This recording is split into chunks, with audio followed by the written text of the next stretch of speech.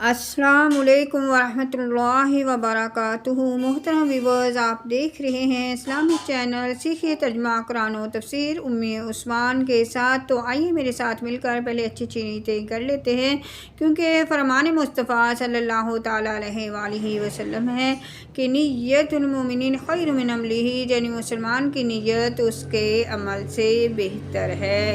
अल्हम्दुलिल्लाहि रब्बिल आलमीन वस्सलातु वस्सलामु अला सय्यिदिल मुरसलीन अम्मा बाद फ़अऊज़ु बिल्लाहि मिनश शैतानिर रजीम बिस्मिल्लाहिर रहमानिर रहीम। रब्बि इश्रह ली सदरी वयस्सिर ली अमरी वहलुल उक़दतम मिन लिसानी यफ़क़हू क़ौली रब्बि ज़िदनी इल्मा। अल्लाहुम्मा अफ़्तह अलैना हिकमतका वंशुर अलैना रहमतका या ज़ल जलाली वल इकराम। तो सूरतुल बकरा की आज हम आयत पढ़ेंगे 78। वमिनहुम उम्मियूना ला यअलमूनल किताबा इल्ला इमानिया व इन्हुम इल्ला यज़ुन्नून। और इनमें कुछ अनपढ़ हैं जो किताब को नहीं जानते मगर ज़बानी पढ़ लेना, जा कुछ अपनी मनगढ़ंत और वो निरे गमान में हैं, यानी सिर्फ ख्याल और गमान में पड़े हुए हैं। उम्मीयूना अनपढ़, यहाँ से यहूदियों के दूसरे ग्रोह का तज़किरा है। फरमाया गया कि अब यहूदियों के दूसरे ग्रोह की सुनिए कि इनमें कुछ अनपढ़ हैं जो किताब यानी तौरात को खुद तो नहीं जानते बल्कि अपने मफाद परस्त सरदारों के बयानात पर ही उल्टे सीधे ख्यालों गमान में पड़े हुए हैं कि इनकी तो बख्शिश हो ही जाएगी जे इन्हीं मनगढ़ंत ख्यालात में खुश हैं। फ़वैलुल लिल्लज़ीना यक्तुबूनल किताबा बिअयदिहिम सुम्मा यक़ूलूना हाज़ा मिन इंदिल्लाहि लियश्तरू बिही समनन कलीला फ़वैलुल लहुम मिम्मा कतबत अयदीहिम फ़वैलुल लहुम मिम्मा यक्सिबून। तो खराबी है इनके लिए जो किताब अपने हाथों से लिखे और फिर कह दें ये खुदा के पास से है कि इस के एवज़ थोड़े दाम हासिल करें। तो खराबी है इनके लिए कि इनके हाथों के लिखे से, और ख़राबी इनके लिए है कि इसने कमाई। तो बर्बादी है, तर्जुमा कंजुल इरफान। तो बर्बादी है इन लोगों के लिए जो अपने हाथों से किताब लिखते हैं फिर कहते हैं ये खुदा की तरफ से है कि इसके बदले में थोड़ी सी कीमत हासिल कर ले। तो इन लोगों के लिए इनके हाथों के लिखे हुए की वजह से हलाकत है और इनके लिए इनकी कमाई की वजह से तबाही और बर्बादी है। फ़वैलुन, तो बर्बादी है जब सरकार दो आलम सल्लल्लाहु ताला अलैहि वसल्लम दीन तैयबा तशरीफ़ फरमा हुए तो उलमाए तौरात और सरदारान यहूद को कभी अंदेशा हो गया कि इनकी रोज़ी जाती रहेगी और सरदारी मिट जाएगी, क्योंकि तौरात में हुज़ूर को नूर सल्लल्लाहु ताला अलैहि वसल्लम का हुलिया और इंसाफ मज़कूर थे, यानी लिखे हुए थे। जब लोग हुज़ूर अक़दस सल्लल्लाहु ताला अलैहि वसल्लम को इसके मुताबिक पाएंगे तो फ़ौरन ईमान ले आएंगे और अपने उलमा और सरदारों को छोड़ देंगे। इस अंदेशे से उन्होंने तौरात में तहरीफ़ और तग़य्युर कर डाला, यानी बदल डाला, और हुलिया शरीफ भी बदल दिया। मसलन तौरात में आप सल्लल्लाहु ताला अलैहि वसल्लम के औसाफ ये लिखे थे कि आप सल्लल्लाहु अलैहि वसल्लम खूबसूरत हैं, बाल खूबसूरत हैं, आँखें सरमई कद दरमियाना है। इसको मटाकर इन्होंने ये बताया कि वो बहुत दराज कद हैं, आँखें कुज्जी नीली और बाल उलझे हुए हैं। यही अवाम को सुनाते और यही किताब इलाही का मज़मून बताते और समझते कि लोग हुज़ूर अकरम सल्लल्लाहु ताला अलैहि वसल्लम को इसके ख़िलाफ़ पाएंगे तो आप सल्लल्लाहु अलैहि वसल्लम पर ईमान ना लाएंगे बल्कि हमारे गर्विदा रहेंगे और हमारी कमाई में फ़र्क ना आएगा। इस पर फरमाया गया कि बर्बादी है इन लोगों के लिए जो अपने हाथों से تو رات میں من گڑت باتیں لکھتے ہیں اور پھر کہتے ہیں کہ یہ بھی خدا عز و جل ہی کی طرف سے ہے، اور یہ اللہ تعالیٰ کی کتاب میں تحریف صرف اس لیے کرتے ہیں، یعنی رد و بدل اس لیے کرتے ہیں کہ اس کے بدلے میں تھوڑی سی قیمت وصول کر لیں۔ تو ان لوگوں کے لیے ان کے ہاتھوں کے لکھے ہوئے کی وجہ سے، ان کی کمائی کی وجہ سے تباہی اور بربادی ہے۔ قالوا لن تمسنا النار الا ایاما معدودات قل اتخذتم عند الله عهدا فلن يخلف الله عهده ام تقولون على الله ما لا تعلمون۔ اور بولے ہمیں تو آگ ہرگز نہ چھوئے گی مگر گنتی کے چند دن۔ اے حبیب تم فرما دو کیا تم نے خدا سے کوئی وعدہ لیا ہوا ہے؟ اور اگر ایسا ہے پھر تو اللہ تعالیٰ ہرگز وعدہ خلافی نہیں کرے گا، بلکہ تم اللہ پر وہ بات کہہ رہے ہو جس کا تمہیں خود بھی علم نہیں۔ لن تمسنا النار، ہمیں تو ہرگز آگ نہ چھوئے گی۔ حضرت عبداللہ بن عباس رضی اللہ تعالیٰ عنہ سے مروی ہے کہ یہودی کہتے تھے کہ وہ دوزخ میں ہرگز داخل نہ ہوں گے مگر صرف اتنی مدت کے لیے جتنے عرصے ان کے آباء و اجداد نے بچھڑے کی پوجا کی تھی، اس کے بعد وہ عذاب سے چھوٹ جائیں گے، اور وہ مدت 40 دن ہے، بعض یہودیوں کے نزدیک 7 دن ہے۔ اس پر یہ آیت کریمہ نازل ہوئی۔ چنانچہ اس آیت اور اس کے بعد والی آیت میں فرمایا گیا کہ اے حبیب صلی اللہ تعالیٰ علیہ وآلہ وسلم، تم ان سے فرما دو کہ کیا تم نے اللہ تعالیٰ سے کوئی وعدہ لیا ہوا تھا کہ وہ تمہیں چند دن کے لیے جہنم میں ڈالے گا؟ اگر ایسا کوئی عہد ہے تو اللہ تعالیٰ ہرگز اپنے وعدے کے خلاف نہیں کرے گا، لیکن ایسا کچھ ہے ہی نہیں، بلکہ حقیقت یہ ہے کہ اللہ تعالیٰ پر جھوٹ باندھ رہے ہیں، اور اللہ تعالیٰ تم سے ایسا وعدہ کیوں کرے گا کہ تم جہنم میں زیادہ عرصے کے لیے نہیں رہو گے؟ حالانکہ اللہ تعالیٰ کا قانون یہ ہے کہ جس نے گناہ کا ارتکاب کیا اور اس کے گناہ نے اسے ہر طرف سے گھیر لیا، یعنی وہ کفر میں جا پڑا، تو وہ جہنم میں جائے گا اور ہمیشہ ہمیشہ وہیں رہے گا۔ بالا من کسب سیئات وأحاطت به خطیئاتہ فأولئک اصحاب النار هم فیہا خالدون والذین آمنوا وعملوا الصالحات أولئک اصحاب الجنۃ هم فیہا خالدون۔ ہاں کیوں نہیں، جو گناہ کمائے اور اس کی خطا اس سے گھیر لے وہ دوزخ والوں میں ہے، انہیں ہمیشہ اسی میں رہنا ہے، اور جو ایمان لائے اور اچھے کام کیے وہ جنت والے ہیں، انہیں ہمیشہ اس میں رہنا ہے۔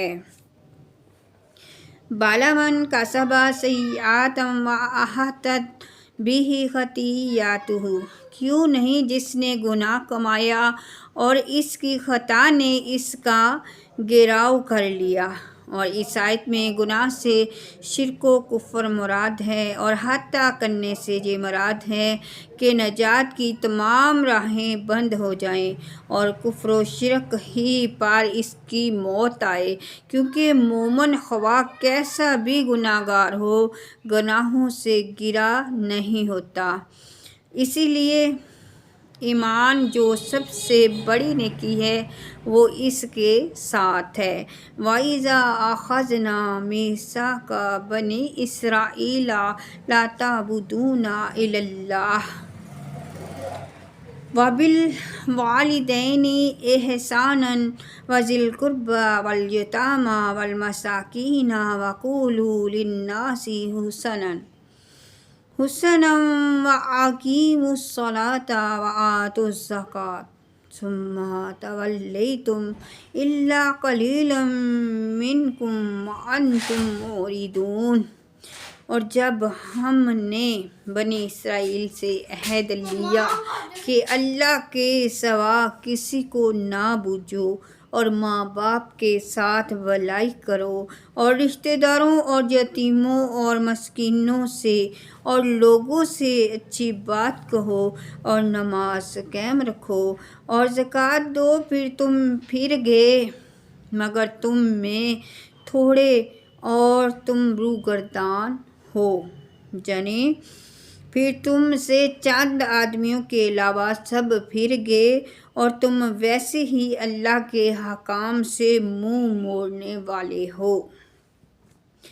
وَإِذَا أَخَذْنَا مِيثَاقَ بَنِي إِسْرَائِيلَ، اور یاد کرو جب ہم نے بنی اسرائیل سے عہد لیا، یعنی اے یہودیوں وہ وقت یاد کرو جب ہم نے بنی اسرائیل سے تورات میں یہ عہد لیا کہ تم اللہ تعالیٰ کے سوا کسی کی عبادت نہ کرو کیونکہ اس کے علاوہ اور کوئی عبادت کا مستحق نہیں، اور اپنے ماں باپ کے ساتھ بھلائی کرو اور رشتہ داروں، یتیموں، مسکینوں کے ساتھ اچھا سلوک کرو اور لوگوں سے اچھی بات کہو اور نماز قائم رکھو، زکوٰۃ دو۔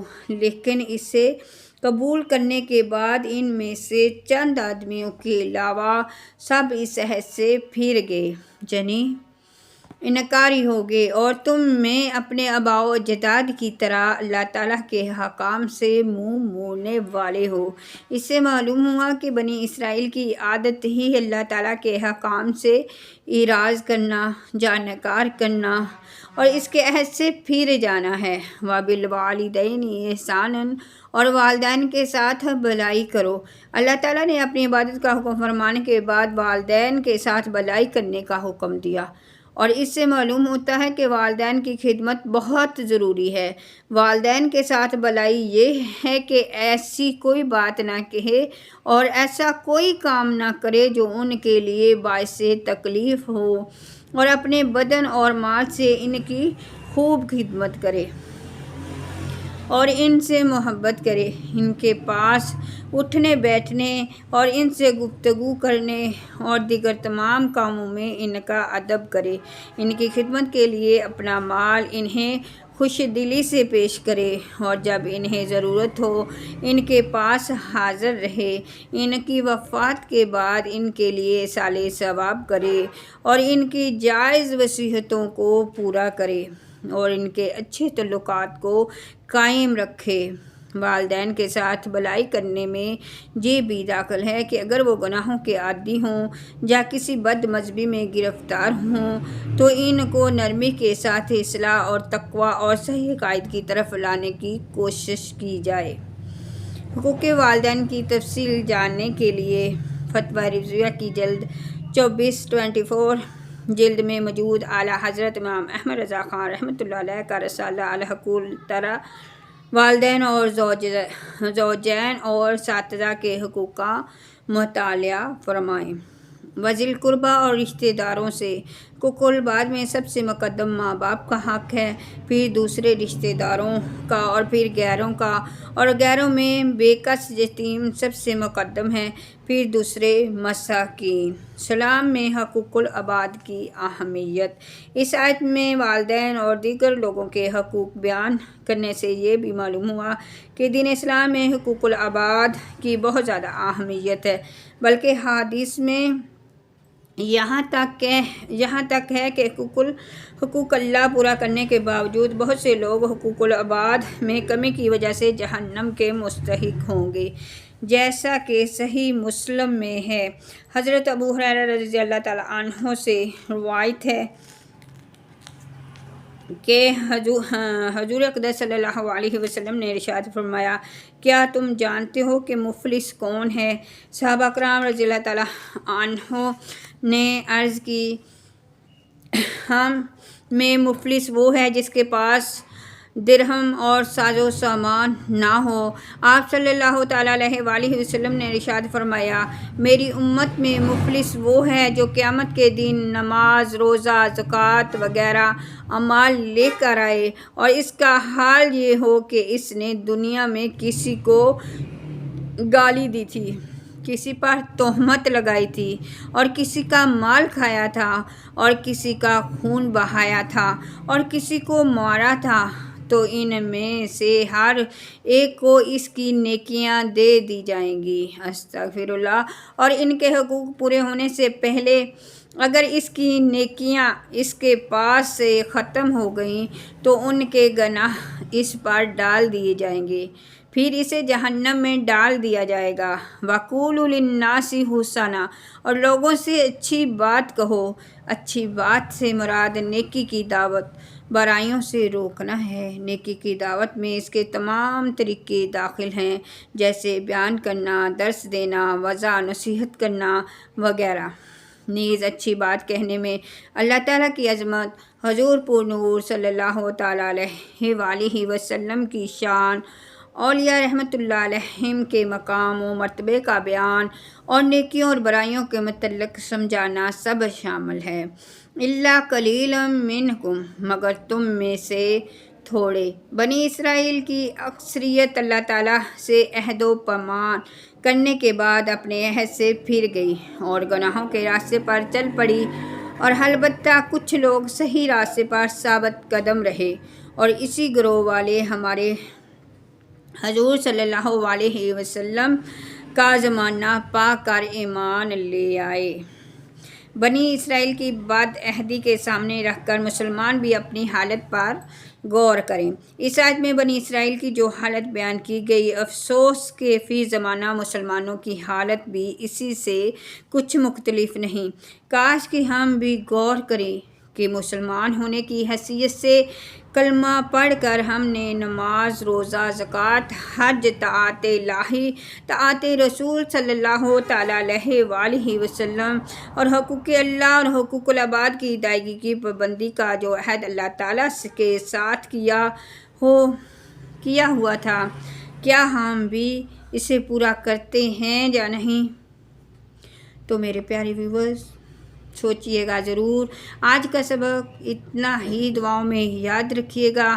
السلام علیکم ورحمۃ اللہ وبرکاتہ۔